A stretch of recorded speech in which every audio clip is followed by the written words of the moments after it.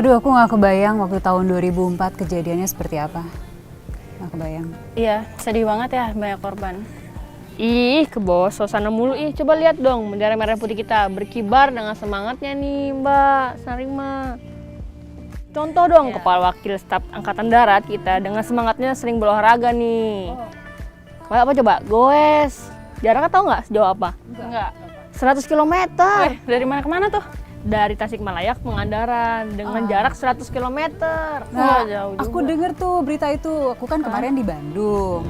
Ini Gowes Kemerdekaan kan? Betul, Mbak. Ya, diikuti oleh 650 peserta TNI dan Polri.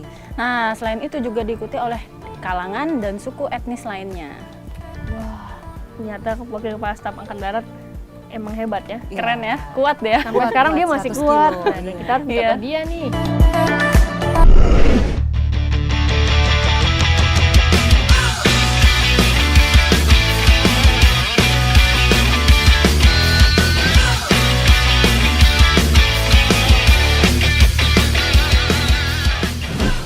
Kemarin saya ikut Gowes Kemerdekaan itu dari Tasik sampai ke Pangandaran. Nah, saya koordinasi dengan kereta api dan kereta api bisa menyediakan. Yang menarik itu adalah kereta api milik direksi. Jadi hanya 2 gerbong, hanya isi untuk 40 orang. Luar biasa ini.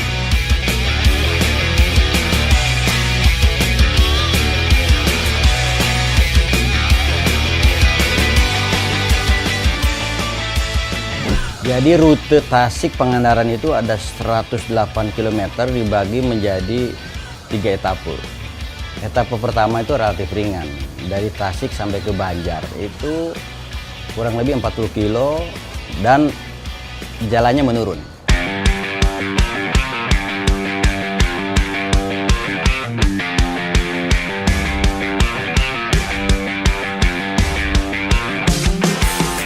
Kemudian yang kedua agak lumayan tantangannya, dari Tasik ke perbatasan Banjar Patroman ke Pangandaran itu menempuh jarak 48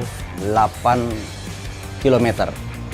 Medannya rata dan banyak naiknya.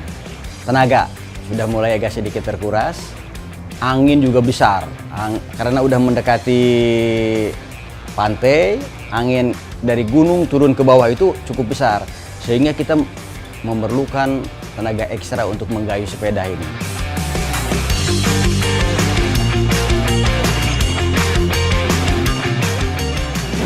Nah, etape ketiga ini etape tantangan. Kenapa tantangan? Karena memang tanjakan. Ya. Tanjakan, gradennya itu kurang lebih sekitar 12 lah tanjakan itu. Sehingga bagaimana kita harus melewati itu? Ya, satu, jangan emosi, tetap sadar, ya, jangan pakai tenaga, terus sepeda, gayuh, terus kecepatan hanya 10 km per jam. Tapi bagaimana kita bisa menyelesaikan 6 km itu?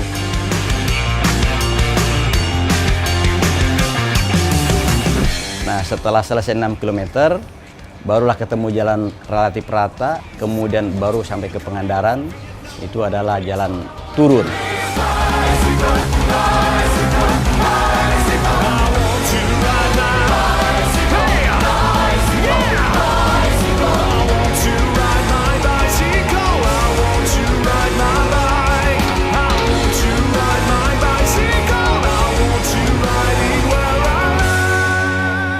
Yang paling senang di antara sekian senang itu kalau kita sudah melihat bendera finish.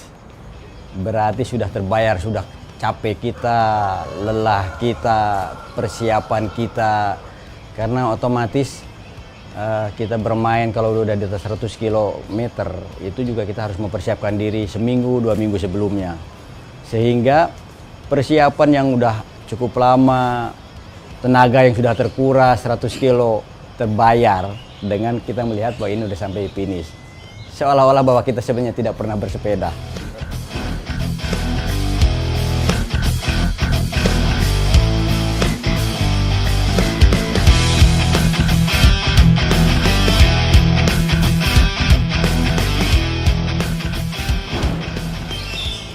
semua olahraga itu juga menggunakan otot. Ya, sepeda pasti otot lower, tetapi upper juga harus dilatih dari perut ke atas.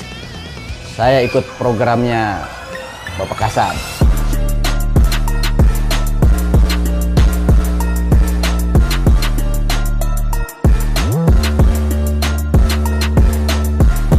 Kenapa demikian?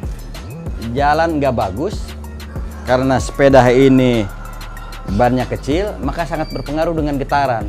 Getaran kalau lebih dari 15 menit, 20 menit, ini akan terasa pegal. Ini juga terasa pegal. Terus kemudian juga punggung terasa pegal. Nah, gunanya latihan otot upper itu untuk mendukung jarak-jarak jauh lah kira-kira.